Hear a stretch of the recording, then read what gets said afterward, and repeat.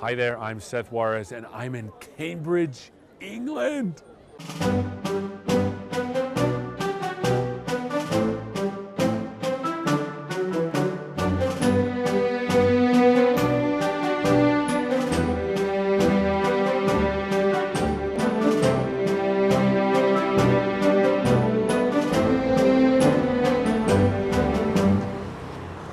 All right, I'm excited to be here. Evelina's awesome, and I love machine learning and F#. I hope she's home.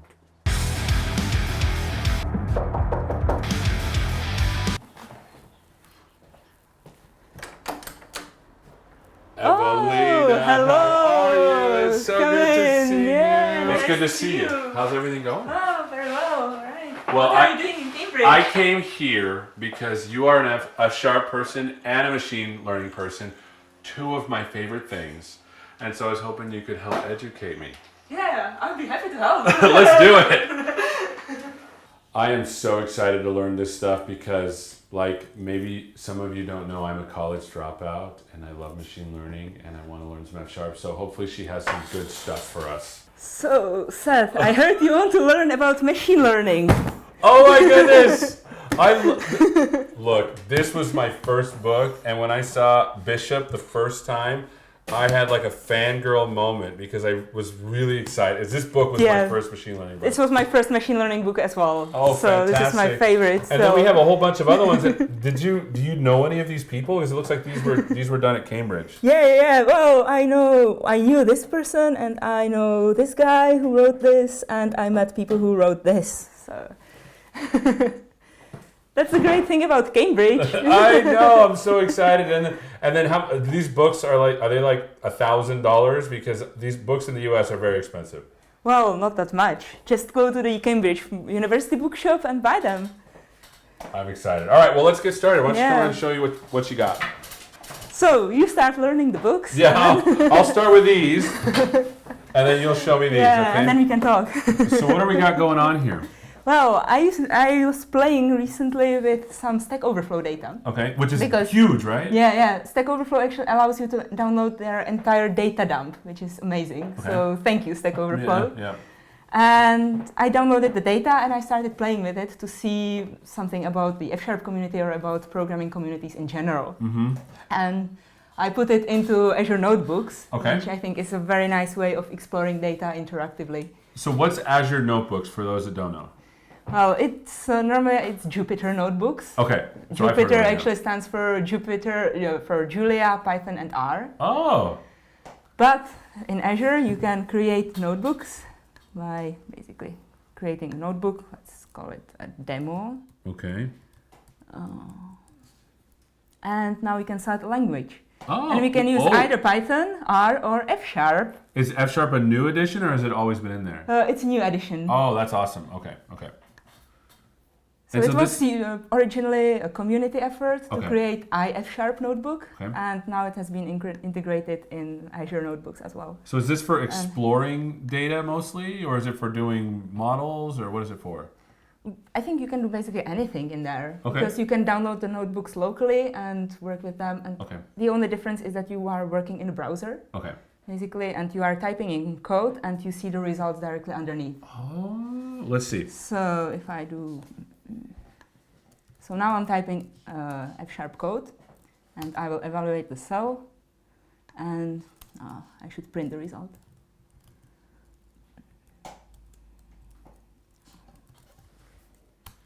And you see, we got 1. Oh, I see. So as you're exploring because some of the things when I'm doing machine learning is I'm sitting there typing stuff, and then I run it to see what happens, and I have a printout, and then so this will just do it for you. Yeah, and the great thing is that when you run it this way, you look at it after a month, and then you actually see what you are doing, because you see the results directly underneath. Well, because I mean, usually when you're running your code and you haven't looked at it in a month, you're like, who wrote this garbage? Yeah, exactly. What does it even do? Yeah. What does it even do? All right, so tell us about the Stack Overflow stuff that you were looking. What was the question you were trying to answer? Well, I did several things. Well, let's close this notebook. Close and halt. Okay. Yes, I want to leave the website. Oh, you push stay. Oh no. Yeah, we gotta push leave. There you go. Here I am. So the first thing that I actually looked at, another great thing about Azure notebooks or about Jupyter notebooks in general is that you can mix and match code and text. So you can literally explain what you did and then show the code. Exactly. So here I am explaining what I did. Uh-huh. You can even put in equations. And things like that. Is this like LaTeX or something? Yeah. If I double click on it, it goes into Markdown. And LaTeX built in? Yes. Oh my LaTeX. goodness. So it's like you're really writing, like, this is how papers should be written. Yes. You know, with here's the formula and here's the code. Yes. I love this. So now I can compile it and it goes back into like nice visualization. That's amazing.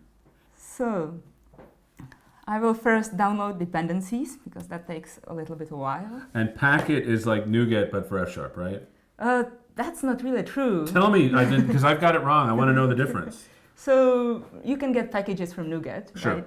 And Packet is a package manager that you can use to download any packages from NuGet or even from GitHub. Okay. And it works for F#, it works for C#, it works for any .NET project. I see. So the difference between Packet and NuGet is that NuGet only has the NuGet repository and others that are similar to it. Yes. But with Packet, you can create packets that download directly from GitHub. Yes. So it's really nice. She's laying down the knowledge. All right. So you're installing a dependency then? Yes. Okay. I think it's finished. I hope so. So let's run this, and you see the result is that it loaded everything. Awesome. And yeah, here I pre-computed some values from the gigantic Stack Overflow datasets. Okay. And this is somewhere on blob storage, right? Yeah. It's hosted on Azure. And it looks like you're using a data provider. Yes, I'm using a type provider. Oh, type provider. Yeah. Type provider. Yeah. So type providers are these great types in F# where you basically create a typed access to any data type of storage. Mm-hmm. So here I'm loading a CSV file. See, it's a CSV file. So I'm using CSV Type Provider, which gives me typed access to the CSV file. And what does that mean? Like type access, like it knows the columns? Yeah, it basically looks at the beginning of the CSV file and infers what the columns are, what are their names, what are their types as well.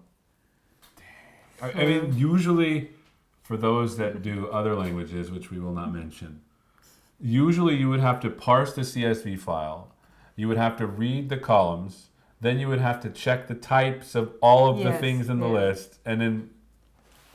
Okay. And the great thing, we have type providers for JSON, for SQL databases even, Fantastic. for almost anything. Okay.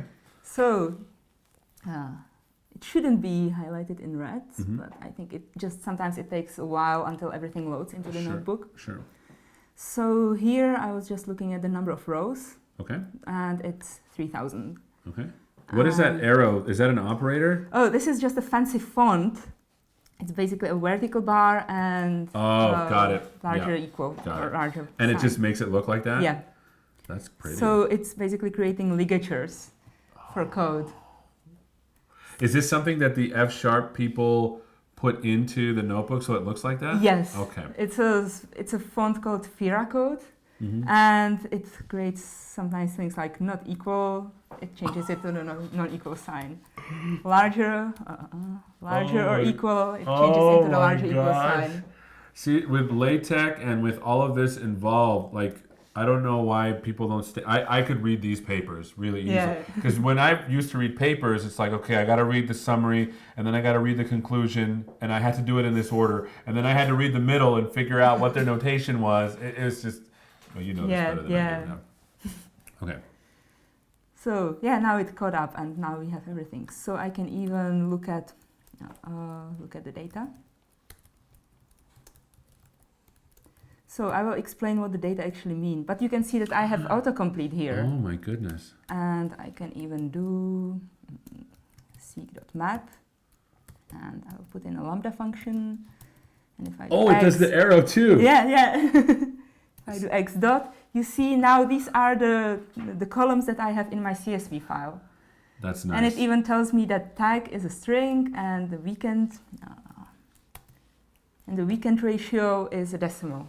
Nice. And what is this data? This is the data of people working on the weekend? Yeah. So what I was looking at from the Stack Overflow data, I decided to look at when are people asking questions and when are people answering questions and commenting on Stack Overflow questions. Okay, cool. And my assumption was that if people are using something at work, then they are asking questions during weekdays, Monday to Friday. And if they are doing something for fun, or just to explore something, they are doing it on the weekend more. Oh, and you wanted to see what languages were being used for fun and versus which ones are for more work related. Yeah, got it. So this is my very complex equation here. So the weekend ratio, or weekend index, how I called it, is the average number of posts for a specific tag on a weekend divided by the average number on a workday. Okay. So the higher it is, the more questions people ask on weekends. I see, because if it's one, right? If it's one, that means that the ratio of per week to weekend is the same. Yes. And then so that number, the closer it gets to one, the better it is. Yeah. Okay. Or the more people play with it during their free time.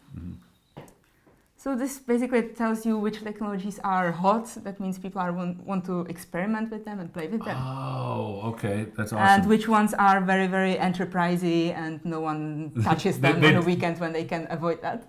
I see. So you're literally looking at, as a programmer, if let's just say Sue is really excited about this language, Lua, because she does game scripting, you would never see Lua program during the weekday at her normal job. Yes. I see. That's awesome. So I loaded some more data. And we can even explore the data here using the type providers. And this just gave us like first 10 rows from the file. So are you just pressing Shift-Enter to get the data? Control-Enter. Control-Enter, okay. Every Control-Enter evaluates each cell in the notebook. Got it. So here you can see that C#, the weekend index is 43% roughly. That means there are about 43% posts on weekdays compared to weekends. Got it. Yeah. So we can compare some specific languages. So here I just printed F#, C#, and R. Okay. And you can see that F# is actually the most weekend language out of them. Oh. That means more people play with F# during their free time than they play with C# or R. Okay. And here you see I'm again using the type providers and basically just pulling data from a CSV file. So you're getting all the rows, you're mapping each tag and each row. Yeah, I'm just mapping that from a decimal to a float because that's nicer for printing. And then I'm creating a dictionary, which will allow me fast lookup of languages. Okay. So now I can do weekend ratio, and I can just give it any language. Let's say Python. And if I print it,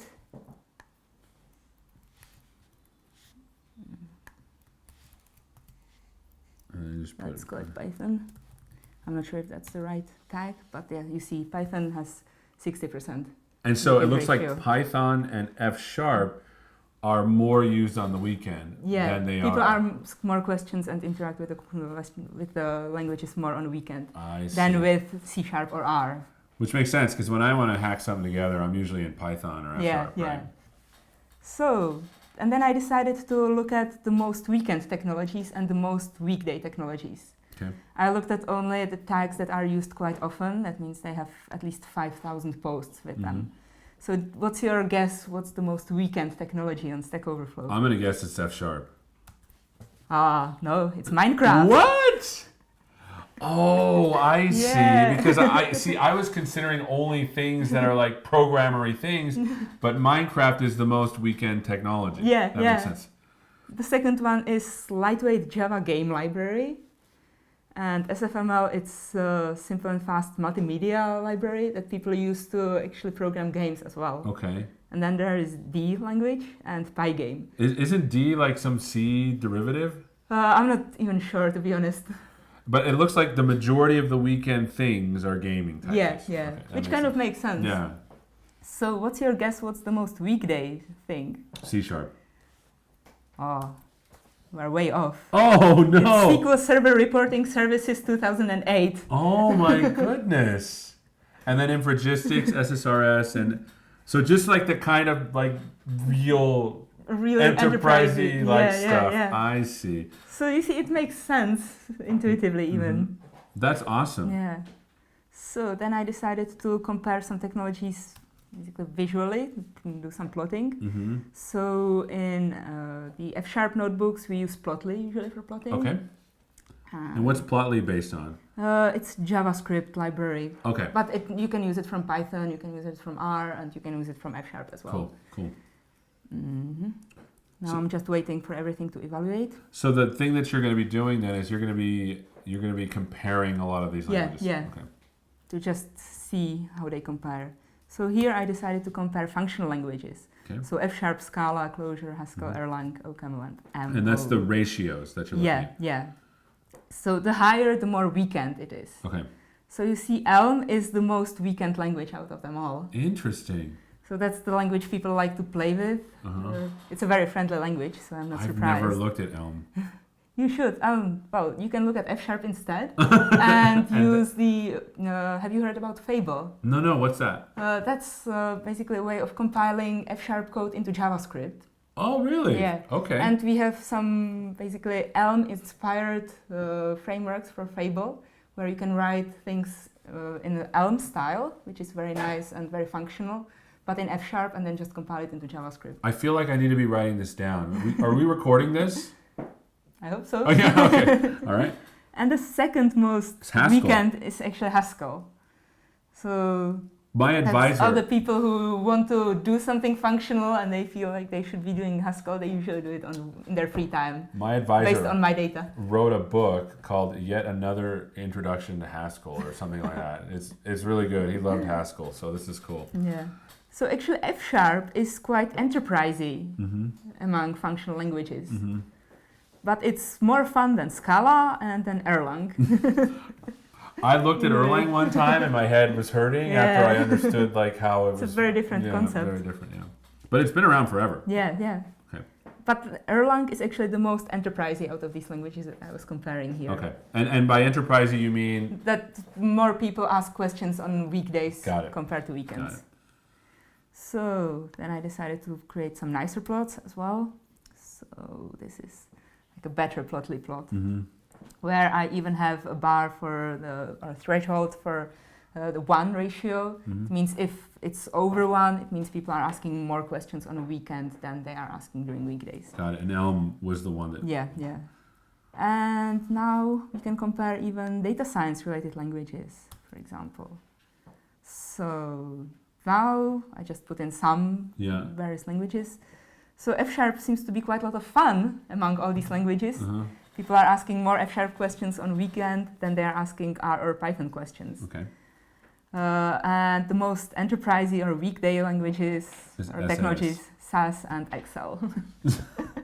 Excel. If you are doing any serious data science, you shouldn't be using Excel anyway. Mental note, kids. Okay. And Julia is the most weekend out of them. That's awesome. But if you look at this, you see that they are all around 0.6, 0.5. And all these languages are actually above that, which means that people who are doing functional programming are actually spending more time programming on weekends than data science people. So maybe they should get some life. Maybe they're tired of all the data, the garbage data they're from. Yeah. So here I compared some random languages. Do you want to see something? What's your favorite thing? Or what's your what you are interested in? Let's see. Let's do machine learning. Is machine learning in there? I don't think that's it's just languages, right? This is just tags from Stack Overflow. Oh, okay. You know, when you have a question on Stack Overflow, it usually has tags for what it's about. Let's do JavaScript. I'm not sure it's the right tag. Yes, it is. JavaScript is actually 0.5 almost precisely. So that means that it's a good mix between weekend and weekday? That means people are asking about half of the questions on weekend than they are asking on a weekday. I see. Yeah. I see. Let's see, can we think of another one? We have, let's do Python. Alright, Python here. It's about 0.6. So people probably enjoy doing things in Python more than they are enjoying JavaScript. The data tells them. Yeah, so Python is more fun than JavaScript according to me. Alright, is there anyone you can think of that's totally up at the top? Like that's close to 1? Well, We had the Minecraft, that's larger than one. I'm not sure what else. Let's put Minecraft in. Yeah, just to have the comparison here. Yeah, there that's you go. way above. Way above. And so you could literally go and explore all of this data just right here on Python notebooks. Yeah. That's amazing. And you see that I just change the code, evaluate it, and I get the result directly underneath. And it's remembering everything that it pre-computed before, correct? Yeah. Okay. And the great thing is, when I look at it later, I can see, okay, I was doing this. But also, right now it's hosted in Azure Notebooks, and this is public, so people can go and play with it themselves. Really? But would they be editing your stuff, or they just copying? No. They basically fork it. Oh, I see. So when I look into my Azure Notebooks, see, there are 21 clones of this particular set of notebooks. Holy cow! And can you see what they've been doing with it? Yeah, I should be, because if you don't prohibit it, it's all public. Wow. So you can see all these people basically looked at the notebooks and tried something out. That's amazing. And so if you're a data scientist or just curious about data, you can put something into a CSV, slap it onto blob storage, and use Python notebooks, hopefully with F# to explore your data. Yeah, exactly. That's amazing. And how long has this been out? Well, it's still in preview. Oh, I see. But you can see it's very usable already. It's very nice. Yeah. Well, this has been super helpful. I'm gonna read all of these books. But I really want to go see Cambridge. Yeah, let's do that. Because one of the things is, tell me about Cambridge. It's like a really old school, right? Yeah, well, it's very humbling because sometimes you can even see Stephen Hawking in Cambridge.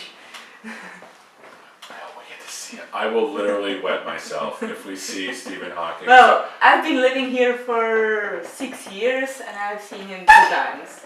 So it's not very likely. 2 times. That's like more than I will ever see the man. Come on. Well, shall we go? Yeah, let's do it. The weather's really nice. What did you do? Is it we are really lucky. Is it usually like this? Oh no, not at this time of year, definitely. Okay, so let's explore Cambridge. Let's do it. It's a beautiful place. Is it this way, that way? That way is the center. All right, let's go.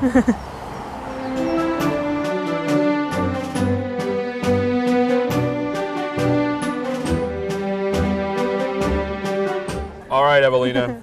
So we are going to go do something on water, is that right? Yes, that's correct. What is this? Well, it's called punting. Okay. And you basically get into the boat and one person has a gigantic pole and they are pushing the boat while standing in there. It feels dangerous to me. Like, am I going to fall? Don't worry. You're not going to push me in or anything? Well... It's really famous here to do this though, right? Yeah, people sometimes do that. Do you know about the history of this, or...? Well, this is a very traditional thing to do in Cambridge and in Oxford. Okay. I know about one other place where they do this, but it's in Germany, but it's another university town. I see. We don't want to talk about that. So it's traditional for Cambridge and Oxford, but in Cambridge and in Oxford they do it different ways. So here we'll be doing it the Cambridge way. Okay. The correct way, of course. Oh, the correct way. So it looks like you're it looks like it's a paddleboard kind of thing, but with a pole. Is that right? Yes. Yeah. And you are pushing against the bottom of the river. Okay. And propelling the boat forward. All right. Well, hopefully I don't fall in. Okay. Don't worry. Let's do it. I'm gonna fall off here. All right. So I'm punting in Cambridge. I feel like I should be helping. I feel bad that I'm making a pregnant lady punt me around. Well, now you see that if a pregnant lady can do this, anyone can do it. Oh, no, we have one of the bachelorette party boats. Oh my goodness. They have a weird balloon over there. Did you bleep that out video-wise? I'm gonna pixel it. All right, I feel like it's my turn. All right, here we go. Good luck. Oh geez, I am gonna fall on my face. I don't even want to stand up there. Careful, we are headed for a collision. Oh shoot! No, collision. I don't want to stand up there. I swear I'm gonna fall in. This is gonna be ridiculous. But you are doing a good job so far. We are moving forward. I'm on the complete wrong side, aren't I? Oh my gosh. You are trying to find the Oxford way. That's I the just wrong got way. called an Oxford boy in Cambridge. This is like the biggest insult you could give me, right? Yes. If I fall in, I'm going to be here. Hold my phone. Oh, shoot. I need this. Oh, shoot. This is not as fun as I thought it would be. Like, seriously, like the pregnant lady's doing a lot better than I did, okay? This is really sad. You are moving forward. Are you enjoying yourself? Yes, this is great. They've swapped me out, and another F-sharp MVP, Tomas, who people may or might. There was a whole gaggle of F-sharpers here. Did you guys Yes, put out a of course. back call or something? Yeah. You just shine a specific light under the Into sky. the sky, and they all the assemble. F-sharp MVPs gather around. Like I asked them, like, where are you from? Oh, Spain, Switzerland, U.S., Boston. I'm like, holy cow. So I wanted to talk to you a little bit about, now that I feel like I'm on stable footing, what made you decide to come to Cambridge, and what was school like here for you? Well, I wanted to do machine learning, and Cambridge is one of the best places in Europe to do machine learning. Okay. So I just applied for a PhD and I got in. That's And it? that was it, yes. Well, I should apply. Did they let anyone in? Wow. Oh, geez. So what was it like? I want you to remember the first time you stepped on campus, because obviously you had studied some data stuff beforehand, right? Yeah. I did machine learning masters in London before. Okay. So I knew quite a lot of machine learning already. And then I came to Cambridge, and this is just a wonderful place. So was it And then you hear about all the people who studied at Cambridge, and you just feel so stupid. like some of those all the books time. you plopped down on the table were written by people that actually are here, right? Yes, yeah. Are here or studied here. I studied here. So what was it like the first day when you went to class? I remember my first day at college, I went to the wrong room. Oh, the thing is, here you don't take classes when you are doing a PhD. I see. What do you do? You basically just go to the office and do research, Okay. because they sort of assume that you did all the classes before doing a master's, etc. Oh. So the British system is slightly different than the US system. But I guess. but a PhD here is a PhD in the U.S. Yes, Okay. yes. Well, shoot. But I should. PhD in the US is something more like a master's together with a PhD, and sometimes even together with a postdoc. I see.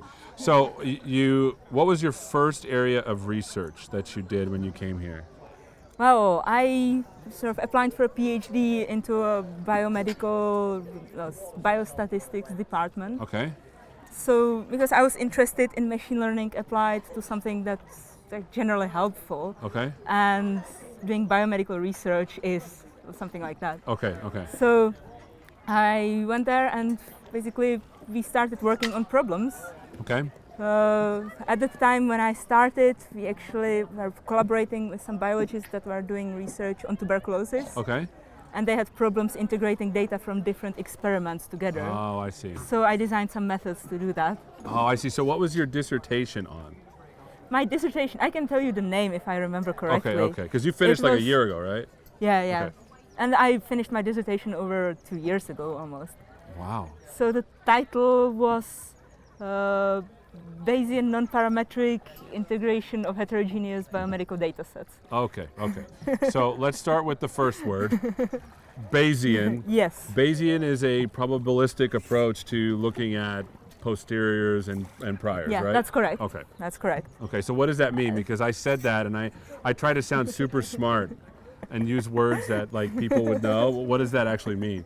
Well, basically, Bayesian statistics is probability theory. Okay. It's all based around probability theory, where you are looking at prior and posterior probabilities of events, and it's just a very principled way of doing statistics. Okay. So I don't see much difference between normal probability theory and Bayesian theory. Okay. Are you a frequentist statistics is a different thing. Yeah, I was like, you a frequentist or No, Bayesian? I'm a Bayesian. Okay. Because they usually have gang fights here in Yeah, Cambridge at yeah. night. The frequentists and the Bayesians get and they like punch each other, right? It's like Fight Club. Most of Cambridge is Bayesian, actually. Oh, is So- Oxford frequentist? I'm not sure. They probably are. Yeah. Oh, jeez. So then the other thing is, you said Bayesian non-parametrics, Yeah, right? yeah. So what is a parameterized Bayesian model versus a non-parameterized Bayesian model? Well, all models are in a way parameterized. But parameter might be, for example, a mean of a distribution. Okay. So if you have a normal distribution, then the mean is a parameter Got it. and the variance is another parameter. Okay. And the non-parametric Bayesian sort of inference, it's a very specific type of Bayesian probability where you assume that model has parameters, but it has an infinite number of parameters. So how do you work with an infinite number of parameters in a parametric Bayesian model? Well, you have hyperparameters, that's sort of parameters that you use for a model. Okay. But the infinite number of parameters basically come in the theory. Okay. And given a data set, only a finite number of these parameters are actually exhibited in the data set. And you're trying to discover what they are? Yes. Okay. So by non-parametric, there are parameters, but you're trying to discover. Yes. Okay. So for okay. example, clustering is a good example. Right. Where if you want to do clustering, that means find groups in the Mhm. data, then you have to specify how many groups you want to find in standard Right. algorithms like k-means. I see. And then if you're doing And if you are doing non-parametric, you don't have to do that, and it will just infer the number of parameters from the data. that's like a Gaussian mixture model. Standard Gaussian mixture model, you have to say, okay, I want the 5 Oh, mixtures. I see. Hmm. But the But non-parametric one is you have You to. just say, I want an infinite number of parameters, infinite number of mixture components, Uh-huh. but only about 5 might be actually present in the data. Oh, I see. And then finally, heterogeneous you said biomedical data biomedical sets. data. So heterogeneous biomedical data sets means different kinds of medical data? Yeah, Okay, yeah. okay. So I was working on cancer, Okay. where, well, most of the time I was working on cancer, Mhm. where basically they take a tumor sample from a patient Mhm. and then they measure a lot of different things. Okay. Like gene expression, that means which genes are active, Mhm. which proteins are present in cells, what mutations are in the DNA Okay. in cancer, and then how to integrate all these data together Okay. into one clustering model, let's say. Oh, I see. So, And how w- to find groups of data that behave in the same way across multiple different data sets I see. that are very different. And so effectively, you got a lot of data, and you try to predict something or group something. I was trying to find groups of patients that have similar characteristics, Mm-hmm. that have similar type of cancer, Okay. based on multiple different indicators. Okay. Okay. So it feels like when you're doing. Oh! So if I'm understanding right, whenever you're doing these kinds of research, particularly in the area of machine learning, you have to become an expert not just in machine learning, but also the thing you're studying, right? Because you had to Yes. learn a lot of biology. Partly. Well, the nice thing about Cambridge is that you have experts in all areas here. Mm-hmm. So I could just go into a different department and ask a biologist. I So see. does I see. this result make sense or not? I see. And they Yeah. would usually say yes or no, and, Yeah. and then they would tell you where to tweak it, or what would they tell you? They would say, okay, well, this kind of makes sense. Maybe can you show if this also holds or not in the Oh, data? that's super helpful. And so did you have colleagues in the biology department that would help you with this? During a PhD, I had collaborators, Oh, and okay. right now I'm doing a postdoc, Okay. and I am collaborating with biologists all the time. I see. And so how long does it take you to do a PhD here? Well, 3 to 4 years. I should do my PhD here and finish for once and for all. But do you think they would accept me here? You can try to apply. What That- are your qualifications? Not punting. Oh my goodness, someone's trying to kill us. So then the last thing I want to talk about is, what was the education like here for you? Did you have a really good advisor? Is there an advisor system? Yeah, you have a supervisor. It's sort of the main advisor that helps you write your thesis and helps you with the research. Uh-huh. But then there are a lot of incredible people around Cambridge everywhere, so you can just go and talk to anyone, which Okay, is the amazing thing about Cambridge. nice. Man, the amazing thing right now is the weather. It's getting almost too hot, I'm right? gonna get a sunburn. Holy cow.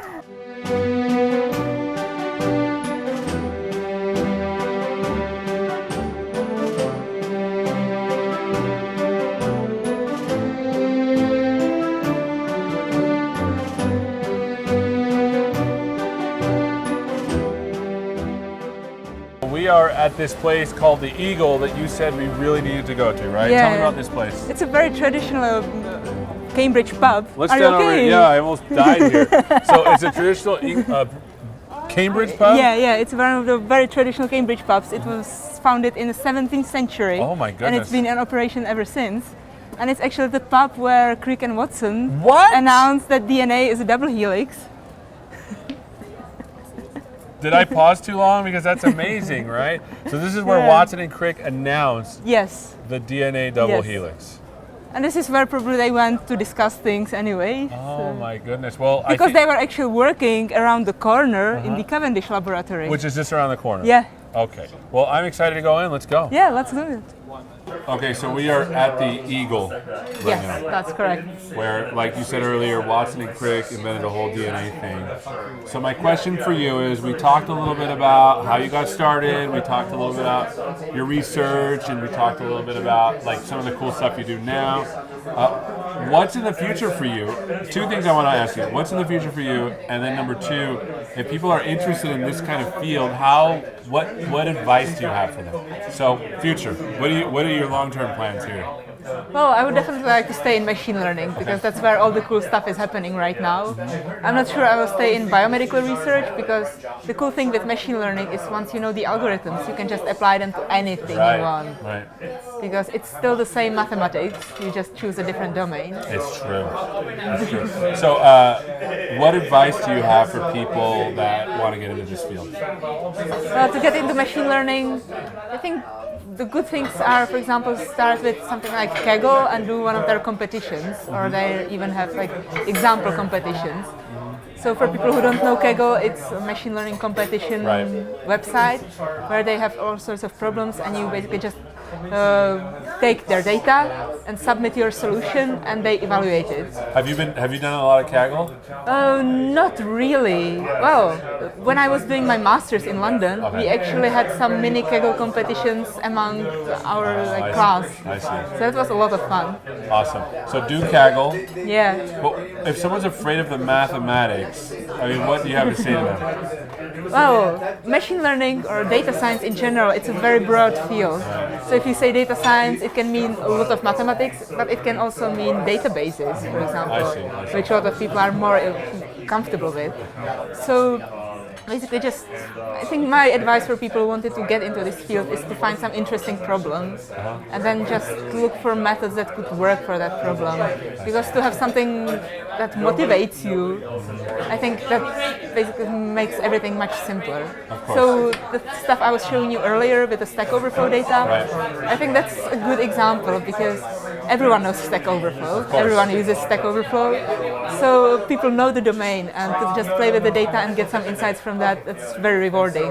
And once you get into the cycle, you can't never get out of it, right? You're addicted, right? Yeah, I yeah. am too. It's really cool. So you're saying advice for people that want to get into this: get some data, maybe a Kaggle, maybe Stack Overflow, but just get a lot of data, and then what? Ask questions about it? Yeah, ask questions. Because, for example, in my work, I get a lot of data from biologists, and the data are extremely complex, and I don't understand it. And the biologists sometimes just come and say, "Okay, so please analyze the data." And I say, "So What do you want to know? What am I looking for?" So you have to start with questions. And so have a lot of data, have some questions, and then what? I mean, I feel like I know what I would do, but I studied some of this stuff, not obviously as much as you have. But then what? Have some data, have a question, and then queries. I don't know. Well, you can do even some queries and get interesting things from that. Because what I was showing you before in the IPython notebook, that was just simple, just looking at some summary statistics of the data. Sure. That wasn't proper machine learning. Okay. So that's a good way to start with it. I see. And then just either read some book or look at some Coursera courses, things like that. Or even play with Azure Machine Learning. Okay. Because they have a very nice diagram where you basically start in one place and then it asks you, so do you want to predict a continuous number or some discrete categories, and it leads you to an algorithm that you can use for that specific type of data. And then just explore more. So explore. You mentioned grab a book. If you had a suggestion for someone to get a book on this stuff, what would it be? Well, my first book was Chris Bishop's Machine Learning and Pattern Recognition. I know, I have it too. Yeah, that's a very good book. I think he explains a lot of things very well, and it's sort of the basic machine learning. That's where the state of machine learning was about 10-15 years ago. So it's good for the basics. And then once you know the basics, you can always build up on that. So what would be, so you said, because that book 10-15 years ago was when I was like, that was like kind of newish. Yeah. If for me, for someone that's already sort of done some of that, what should I look at next? Well, the next best thing right now is Kevin Murphy's Machine Learning, a Probabilistic Perspective book. Okay. Which is really nice. I didn't have it at home, I have it in my office. And of course, the good book she keeps in her office, right? And that's more up to date and it's a bit more technical. It doesn't explain many things that well as with Chris Bishop's book, but it doesn't explain a lot of things that well, but it's very, very, it goes very deep into all the algorithms. I see. And it's a very good reference book.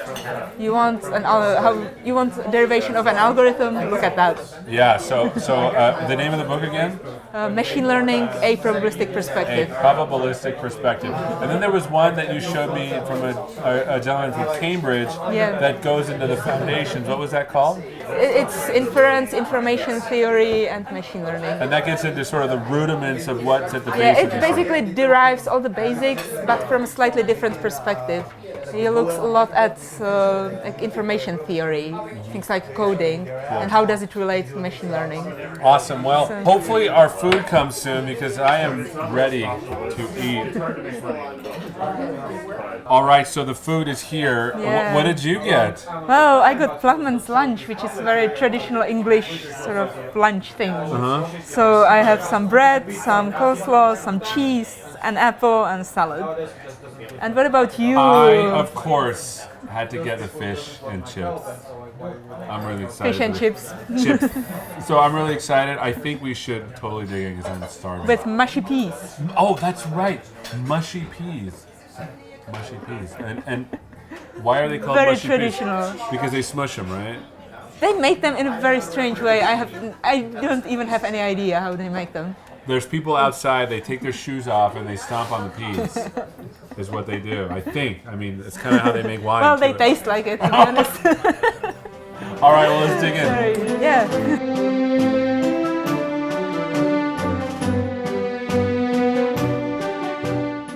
So this is the last place you were going to show me. Yeah. What is this place? This is the Cavendish Laboratory. Okay. This is where the physics department in Cambridge used to be. I see. So this is where everything important in physics over the last 200 years happened. 200 actually. years. That's as old as my dad. I'm just kidding. So, like, I look at that and I see Maxwell on there.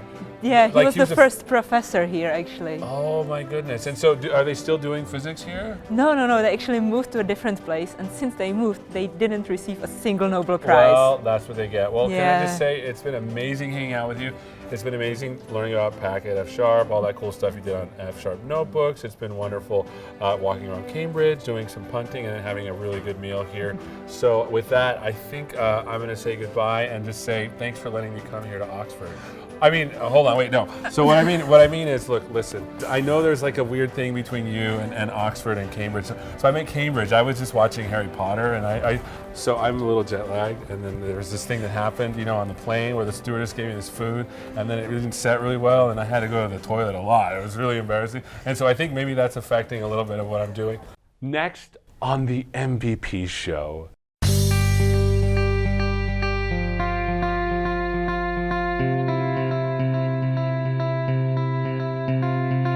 We are here in Gold Coast, Australia to meet with Troy Hunt, a well-known security expert and the dude that made HaveIBeenPwned.com.